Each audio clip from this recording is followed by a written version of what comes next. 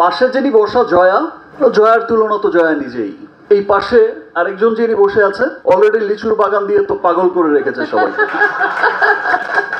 তাণ্ডবের entire team, director Raihan Rafi, script writer Adnan, সামনে বসা আমাদের ডিওপি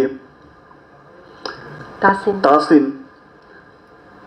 এবং এই যে আমার টিমও এখানে বসা, এই যে কস্টিউম, এই চমৎকার চমৎকার কস্টিউম করেছে সান, আমার মেকআপ তারেক, তো এন্টায়ার টিম তাণ্ডবের এত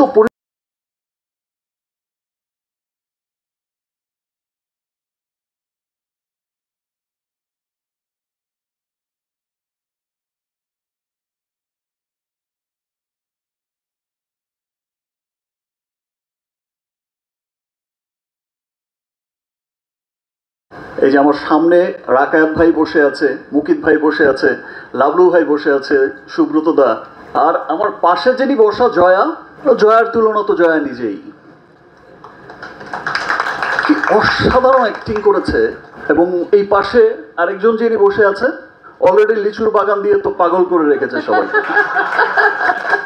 রাফি অসাধারণ একটা সিনেমা বানিয়েছে, এটা আজকে আমি বলে গেলাম, দুদিন পরেই তো সিনেমাটা মুক্তি পাবে, সবাই দেখবে। আমার বিশ্বাস যে প্রত্যেকটা মানুষ সিনেমা দেখে বলবে, যেটা আফজাল ভাই বলল, যে এটা আমাদের দেশের সিনেমা, খুব আনন্দ নিয়ে খুব প্রাউড করেই বলবে যে এটা আমাদের সিনেমা। দ্যাট মিনস আমাদের সিনেমা যে কত দূর এগোচ্ছে। আর শাকিল ভাই যে বললো 100 কোটি 100 কোটি, আমি এটা বিশ্বাস করতে চাই যে ইনশাল্লাহ কোনো একদিন 100 কোটি 100 কোটিই হবে।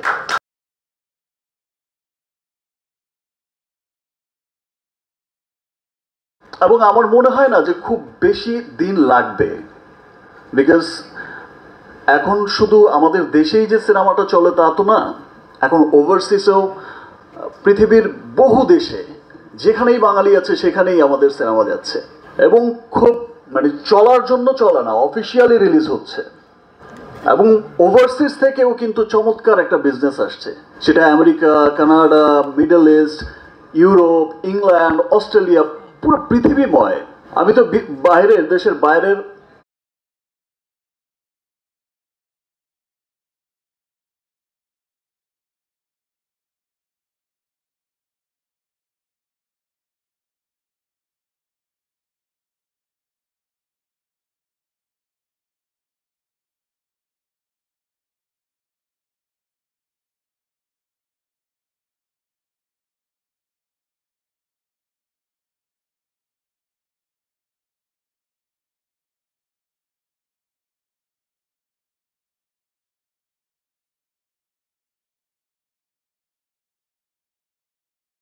শো কোটি যাবে ইনশাআল্লাহ।